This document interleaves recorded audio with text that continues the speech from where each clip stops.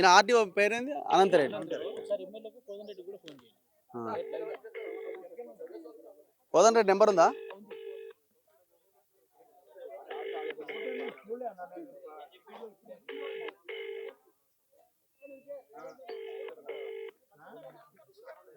Hello hello Anantha Reddy గారు అండి, RTO గారు.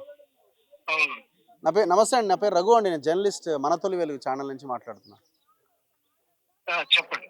ఇప్పుడు ఏం లేదు సార్, ఇది ఈ కుర్మిద్ద తాండాలో ఈ అన్ని ఎందుకు వీళ్ళది ప్రోబిటెడ్ లిస్ట్ లో టీజీఐఎస్సీ కింద ఉన్నది?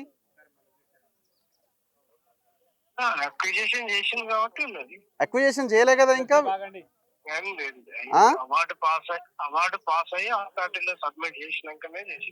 అవార్డు ఎప్పుడు పాస్ అయింది సార్? 2020-21 లోనే. మరి వీళ్ళకి అవార్డు పాస్ అయిన తర్వాత వీళ్ళకి డబ్బులు వచ్చినాయా సార్?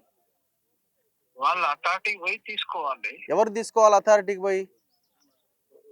ఎవరైతే ఫార్మర్స్ ఉన్నారో వాళ్ళు. ఇప్పుడు ఆనాడు కాంగ్రెస్ వాళ్ళంతా వీళ్ళని రెచ్చగొట్టి మీరు డబ్బులు తీసుకోవద్దు, మేము వచ్చిన తర్వాత రద్దు చేస్తామంటే వీళ్ళు సైలెంట్గా ఉన్నారు అప్పుడు.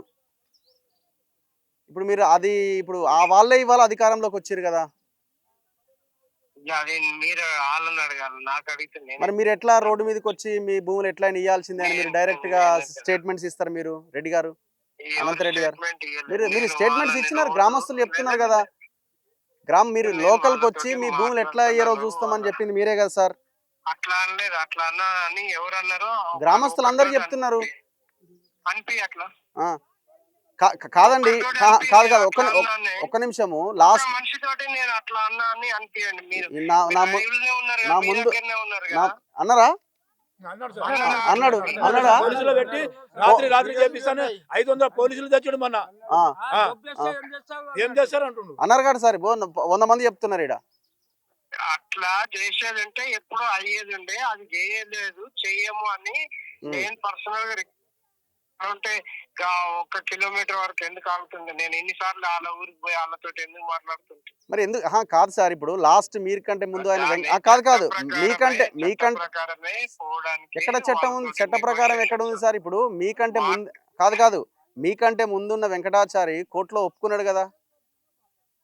కోర్టులో తప్పైంది, వాళ్ళు ఆన్లైన్ లో పెట్టలేదు. అరే ఆన్ రికార్డే కదా సార్ ఇది. మీరు వాళ్ళ వరకే అడుగుతున్నారు, దాని తర్వాత సరే మీరు చెప్పండి, అవన్నీ చూస్తే తెలుస్తాయి. సరే మీరు చెప్పండి సార్, ఏందో ఇప్పుడు ల్యాండ్ పొజిషన్ ఏం చెప్పండి. ఏం లేదు, కోర్టులో ఉన్నది, అథారిటీలో ఉన్నది. వాళ్ళు ఏమైనా క్లెయిమ్ చేయాల్సుకుంటే అథారిటీలో క్లెయిమ్ చేసుకోవాలి. అంటే భూములు తీసుకోవడమేనా ఏది? ఈ భూములు ఇప్పుడు వాళ్ళు 300 ఎకరాలు కాదు, ఇప్పుడు 300 ఎకరాలు ఏం చెప్తుందో చూసాం కదా. కాదు సార్, ఇప్పుడు 300 కోట్లను మీరు నమ్మేటట్టు సార్ అధికారులు, ముఖ్యమంత్రి, ప్రభుత్వము.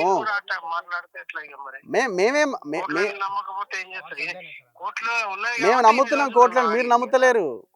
కోర్టులో వచ్చిన ప్రొసీడింగ్స్ ని మీరు ఫాలో అయినారా ఇంతకాలం?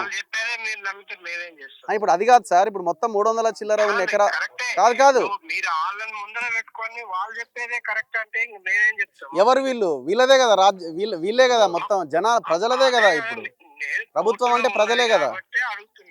అదే సార్, ఇప్పుడు మీరేమో ఇంత సాఫ్ట్ గా ఇప్పుడు మాట్లాడతారు, జనాలు ఉన్నప్పుడేమో జనాలను బెదిరిస్తారు.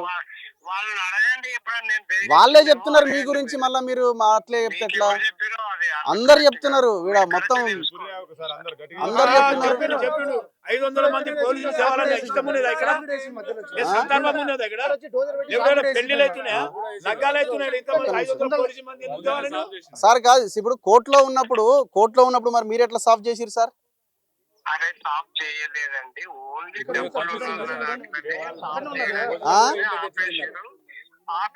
ఆల్రెడీ కాదు సార్, కోర్టులో ఉన్నప్పుడు దాంట్లోకే పోయారు, వీళ్ళ దాంట్లో పోలేదు. అన్నిటి మీద స్టే ఆర్డర్ ఉండదట. ఇప్పుడు నా పాయింట్ ఒకటే సార్, ఇప్పుడు ప్రభుత్వం యొక్క ఆలోచన ఏంది?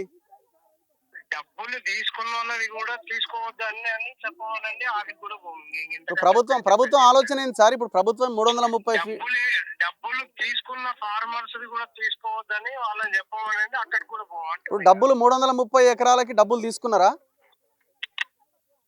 హలో సార్, 330 ఎకరాలకు కాడ మేము పోలేదు కదా. ఇంకా నేను అడిగేది 330 ఎకరాలు, మిగతాది వదిలేయండి. కేసీఆర్ గవర్నమెంట్ హయాంలో తీసుకున్న భూమిని పక్కన పెడదాం. 330 ఎకరాల గురించే కదా ఇప్పుడు గొడవ అంతా. వీళ్ళు చేయరు కదా ఇదంతా. మల్రెడ్డి రంగారెడ్డి ఇంత సాఫ్ట్ గా మాట్లాడుతుండ ఆర్డీఓ సైలెంట్ గుండి ఆయన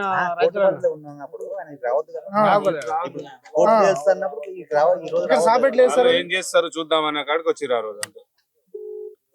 ఫోన్ ఆఫ్ లో ఉన్నట్టుంది మరి. అసెంబ్లీలో ఉండొచ్చు. యా ఇప్పుడు ఆర్డీఓ చెప్పింది విన్నారు కదా, కరెక్టేనా? ఆయన చెప్పిందంతా మేము వాళ్ళ జోలికి రాలేదు, నాకేం సంబంధం లేదు, కోర్టులో ఉంది. ఒక్కరు చెప్పండి, అక్కడే సాఫ్ చేశారు వాళ్ళు, ఒక్కరు చెప్పండి. అక్కడే సాఫ్ చేశారు. ముందల కనిపిస్తుంది ఇక్కడ.